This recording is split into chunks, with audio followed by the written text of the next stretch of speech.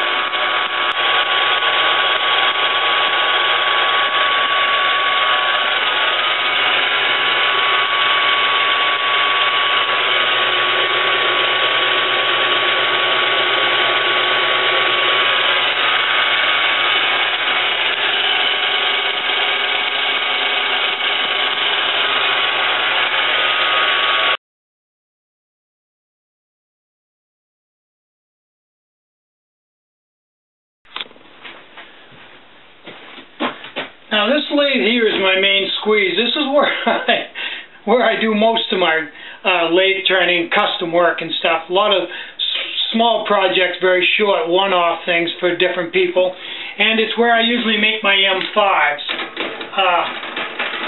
It's a little non-linear the way I do it, but it seems to work out quite well, and I get a quality item out of it. I get a quality piece out of it when I get done. But another thing about this lathe is, if you just had this one lathe and it broke, with the number of orders that I have, I'd be in serious trouble. So what I did was, I purchased two of them. That way, if one of them breaks, I don't have to stop production and wait for parts. I just simply go to the next lathe. And I did have the one in front of you break one time. I lost a capacitor in a starting capacitor in the motor, and it was down for 3 days. So that's when I decided to have two of them. And I haven't had to go to the backup yet, but it's there if I need it. Now what I use this one for now is this lathe is set up just to cut threads in my nipple caps and everything I cut threads in. So it's on standby, but it's used daily just to cut threads. Now let me show you one more thing here. If you come over here, to give you an idea. Now over the last 8 years, I have been making dies to make lids. Now I have, oh boy, how many have I got here? I got 1, 2, 3, 4, 5. I have 6 different dies here for making lids. The smallest being the beer can pot, and the largest one being the 1 Egg Wonder. Now these are all made from tool steel, and the deal with them is you make them, and when you first make them and start producing product with them or attempting to, you'll find all kinds of little problems that you have to go back and rework the die. Sometimes you can even spoil one of these dies and have to start over again. And as you work with them, you may find that something's not quite right. You may have to go back. So this die is not just a die that was made. This die is a die that's been used 1,000 times and tweaked over and over again to make a better product each time. And it is made from tool steel. And there's many, many hours of work and a learning process to get it to where it is now. Comically, when they sent me the piece of metal for that, it weighed 75 pounds and just came in a cardboard box. And when it got here, the box was in pretty tough shape. And you'd be amazed how much carbon steel. I was amazed that one piece of carbon steel, it was like 8 inches in diameter and a foot long. It was like $150, $175 bucks. It was expensive, but you know, it's worth it. It took me, I think, over an hour or not, like a couple hours just to cut it off in my bandsaw, to cut a slice off to put in the lathe to make the dies. And I had to make 2 cuts, so it's a big investment in time, but it turns out a good product. I don't sell a lot of lids, but whenever I sell a pot, I put a lid with it.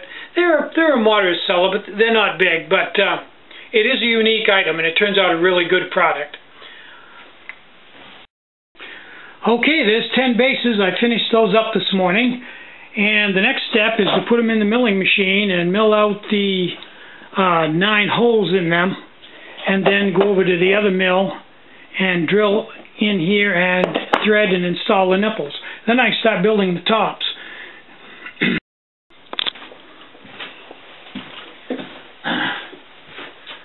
I'm Tinny from Bowl Design. Get out and hike, take a friend, enjoy the great outdoors, and more important than anything, be nice. Really, be nice. Leave no trace. And have a really great day. Bye-bye.